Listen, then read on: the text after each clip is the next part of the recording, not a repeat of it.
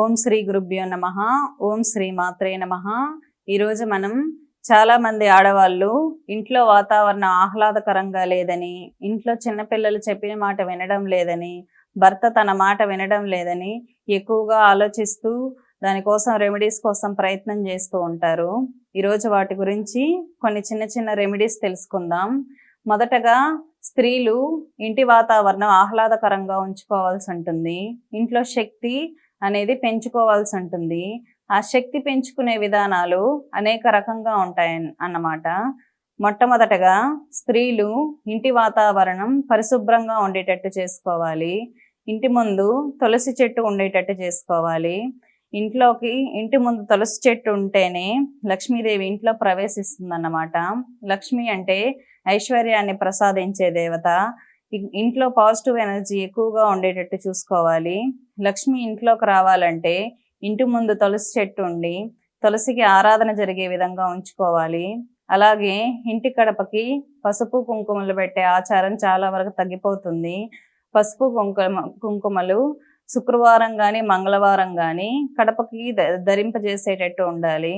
కడప లక్ష్మిగా పూజించడం అనేది జరుగుతుంది. ఇంట్లో పొద్దున సాయంత్రం దీపారాధన ఉండేటట్టు చేసుకోవాలి. ఇంట్లో ఆడవాళ్ళు జాబ్కి వెళ్ళేటట్టయినా సరే కొంత సమయం చూసుకొని పొద్దున్నే దీపారాధన చేయడం, లేదా వీలు కాకపోతే సాయంత్రం ఇంట్లో దీపారాధన జరిగేటట్టు చూసుకోవాలి. దీపారాధన చేసే ఇంట్లో ఏ ఇంట్లో అయితే రోజు ప్రతినిత్యం దీపారాధన జరుగుతుందో ఆ ఇంట్లో లక్ష్మీదేవి స్థిరంగా నివాసం ఉంటుంది. చాలా వరకు దీపారాధన చేసే అలవాటు తగ్గిపోతుంది. కాబట్టి రోజు ఇంట్లో దీపారాధన జరిగేటట్టు చూసుకోండి. ఇంట్లో దీపారాధన చేసి సమయం ఉన్న ఆడవాళ్ళు, గృహస్థులైన ఆడవాళ్ళు ఏదైనా స్తోత్రం కానీ ఏదైనా మంత్రం కానీ జపం చేయడం అలవాటు చేసుకోవాలి. ఏ స్త్రీ అయితే రోజు పంచోపచార పూజ చేసే విధానం ఉంటుందో ఆ స్త్రీలకి ఐశ్వర్యాన్ని ఆకర్షించగలిగినటువంటి శక్తి ఉంటుంది. ఏ స్త్రీ సరిగ్గా పూజలు చేసి శక్తి పెంచుకోగలుగుతుందో ఆ స్త్రీ యొక్క భర్తకు బాగా కలిసి వస్తుందన్నమాట. చాలా మంది భర్తలు బిజినెస్ చేసే వాళ్ళు ఉంటారు. అటువంటి వాళ్ళ భార్యలు ఎక్కువగా పూజలు చేయడం వాళ్ళకి బాగా కలిసి వస్తుంది. ఈ గృహస్థులైన ఆడవాళ్ళు ఇంట్లో ఉన్న సమయాల్లో ఎక్కువగా దీపారాధన చేసినప్పుడు శ్రీచక్రార్చన కానీ, వీలైతే శ్రీచక్రాన్ని యంత్ర రూపంలో తెచ్చిపెట్టుకోవడం చాలా ఉత్తమము. ఒకటి భూప్రస్థారం కానీ మేరు ప్రస్థారం కానీ తెచ్చుకొని పూజలు చేయడం ద్వారా లక్ష్మీదేవి ఆకర్షణ అనేది ఎక్కువగా ఉంటుంది. చిన్న పరిమాణంలో తెచ్చిపెట్టుకొని ఆ ఇంటికి తగిన పరిమాణంలో శ్రీచక్రాన్ని ఉంచి పూజ చేసుకోవడం చాలా ఉత్తమము.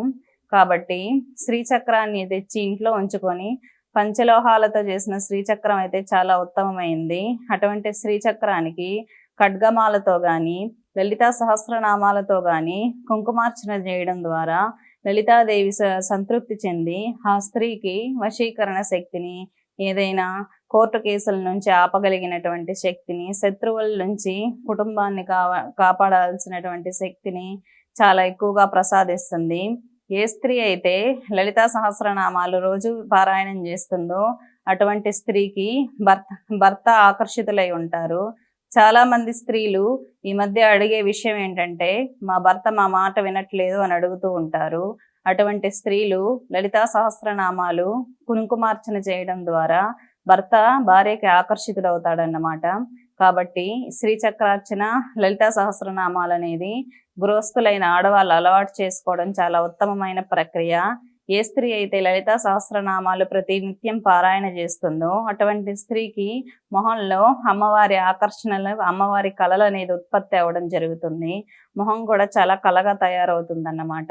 కాబట్టి లలితా సహస్రనామాలు అనేది ప్రతి స్త్రీ అలవాటు చేసుకోవడం ద్వారా ఆ ఇంట్లో తన మాట అనేది చెల్లుతుంది.